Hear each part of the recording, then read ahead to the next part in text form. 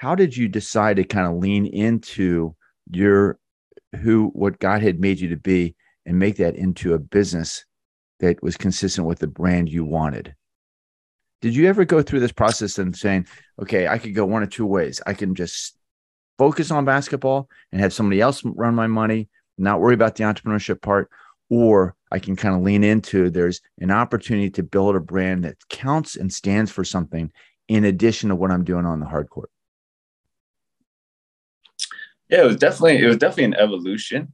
For sure, it's an evolution. Like this is the sad part is like I graduated from college. I went straight to the NBA and I knew nothing about like entrepreneurship. I had never sat in a cubicle. Like I didn't even know that performance reviews were a thing. Like I didn't know anything about the business world. Like I knew nothing. And all of a sudden, not only was I a basketball player, but I was also, God had, I felt like, given me a large amount of wealth to steward. And I was a CEO all of a company in my part-time, like as my like side hustle or like in my spare time, I guess, because I had a full-time job already. I mean, that was like, I can't even begin to express just how much heartache I have put Patricia and my team through because of my just inability to understand, my lack of time, my lack of understanding of all of that. And I think to answer your question, like as I was going through this, seemed like this whirlwind baptism by fire type like thing. I think the first thing that really hit home that God really like made clear to me was like, this isn't enough. Like being great at basketball is not enough for you to be fulfilled forever. It isn't it. It just isn't it. And I think that's what I mean when I say you can get sucked into this, like almost this different world where it's like you're so focused on something.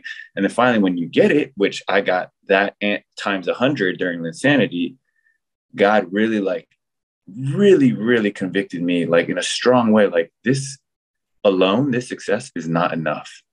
So then that obviously begs the question of, okay, well then what should I be pursuing? Because being successful on the court is not a sin. That's not wrong. But there's probably more to it. And that's where God was really like challenging me. Like, hey, if you're just building your own kingdom, like you're basically like chasing the wind. Like it's completely meaningless. But if you can do things to really build my kingdom, to give me the glory and to point people to me, like that was when I really felt something in my heart and in my soul, like something different of like, oh, this is my calling. Like, this is why I was created and this is what I'm supposed to do. And that's what led to, okay, well, we have the platform, we have social media, we have the wealth, we have the brand, and we have, the network, and we have all these opportunities to do things off the court.